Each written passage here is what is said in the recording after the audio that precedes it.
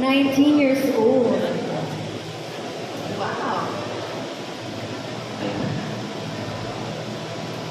Walang patumpik-tumpik. She now picked the question, and this is your question, candidate number 6. Medyo mamasa-masa pa siya.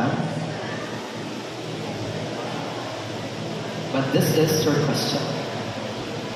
How can the Philippines enhance its efforts in preserving its natural resources and biodiversity? Again, how can the Philippines enhance its efforts in preserving its natural resources and biodiversity?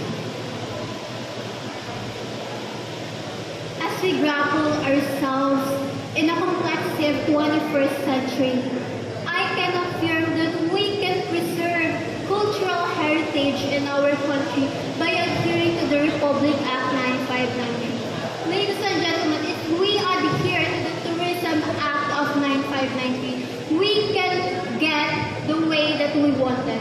If we have care towards our community, our environment, we can have a beautiful tourism, a beautiful country, a beautiful Philippines. Thank you very much. Thank you so much, candidate number 6. Thank you so much, candidate number 6, for that concise